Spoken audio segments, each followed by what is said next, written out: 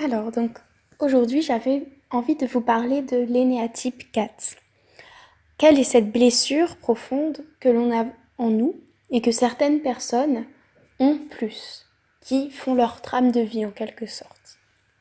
Eh bien, la blessure de l'énéatype 4, c'est une forme de blessure d'abandon. C'est-à-dire que la personne, elle va sentir qu'elle a été déconnectée d'un tout, déconnectée en quelque sorte de Dieu. Elle sent qu'il y a quelque chose de plus grand qui la dépasse, qui est extraordinaire, qu'on ne peut trouver ici dans la banalité des choses et du quotidien, mais un principe qui est beaucoup plus grand, qui émane beaucoup de choses, qui est fort, beau, puissant. Et elle va sentir plus que toute autre personne, cette déconnexion. Ce qui va faire qu'elle va avoir une très grande sensibilité et un très grand pouvoir créateur. Parce qu'elle a en mémoire ce qui lui manque. Elle a en mémoire ce qu'elle a eu et ce qu'elle n'a plus. Alors toute sa vie, ça va être en fait une sorte de toile qu'elle va peindre. Elle va peindre de différentes couleurs en fonction des expériences qu'elle a eues et elle va y ajouter sa touche d'originalité. C'est comme une vie d'artiste où elle va aller de droite à gauche parce qu'elle va chercher au plus profond d'elle des expériences qui peuvent lui faire ressentir toute la richesse qu'elle a pu ressentir auparavant. Elle va chercher la profondeur, l'authenticité. Donc, elle va être avide de sensations fortes, elle va vouloir tout expérimenter. Il n'est pas rare, par exemple, que ce soit une personne qui, du jour au lendemain, change de travail, qui veut voyager partout, qui change constamment d'idées, qui change constamment d'envie, qui a envie de tout expérimenter, de tout goûter, qui est très gourmand, un peu comme l'énéatype 7.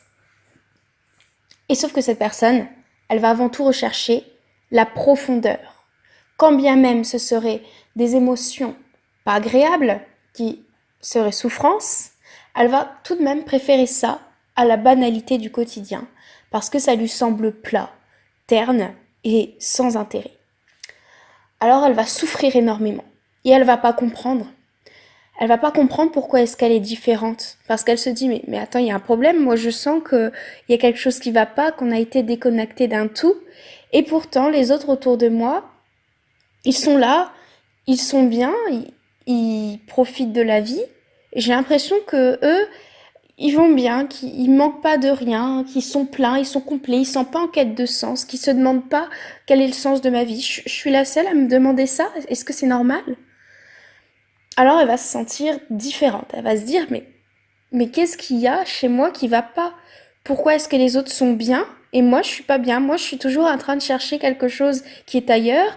Je suis tout le temps dans une quête de sens, dans une quête de vie, dans une quête de plénitude et j'arrive jamais à atteindre cette plénitude, cette complétude, ce moi. J'arrive jamais à me trouver moi. Je suis tout le temps perdue, je suis tout le temps fragmentée.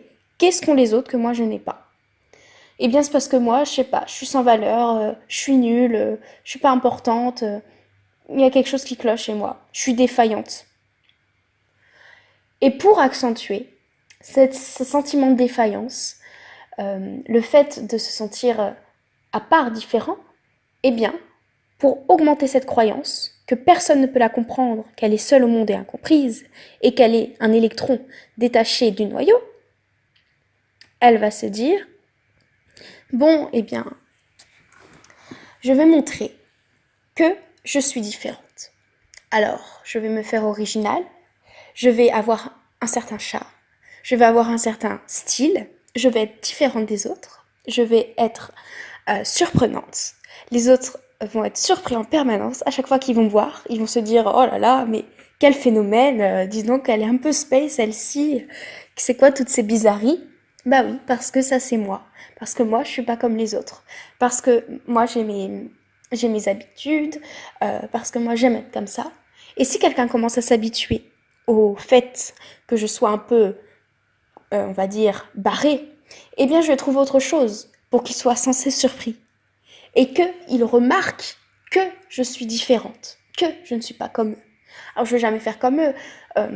S'il y a par exemple quelque chose que tout le monde fait, si tout le monde veut aller aux États-Unis, bah moi je vais pas vouloir aller aux États-Unis. Je vais vouloir aller dans un endroit où personne d'autre n'est jamais allé. Je vais vouloir faire ce qui n'a jamais été fait, ressentir ce qu'il y a de profond. Je vais vouloir sans cesse me différencier.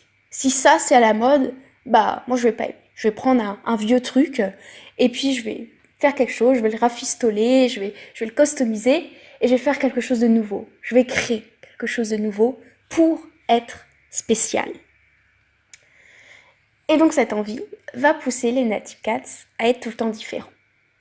Mais le problème, c'est que bien qu'il soit singulier, qu'il ait cette particularité et qu'on l'aime pour ça justement, qu'on l'aime pour son côté spécial et unique, et bien d'un côté, elle va souffrir beaucoup trop parce qu'elle va être sans cesse dans une fuite en avant, dans une recherche d'authenticité, au point qu'elle ne va plus voir ce qu'il y a de vrai à côté d'elle, ce qu'il y a de vrai, de profond dans la banalité, dans le quotidien.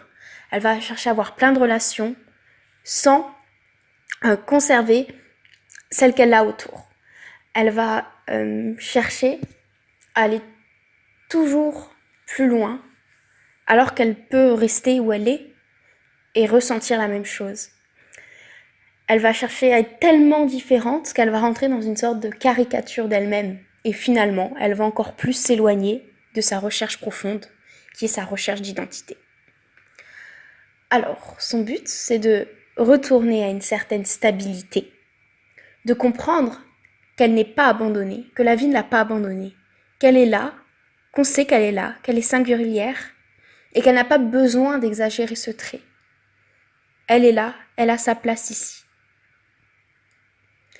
Et donc cette stabilité va lui permettre de ne pas s'éparpiller dans sa fresque émotionnelle, de ne pas avoir des excès d'humeur, des sortes de bipolarité quotidienne.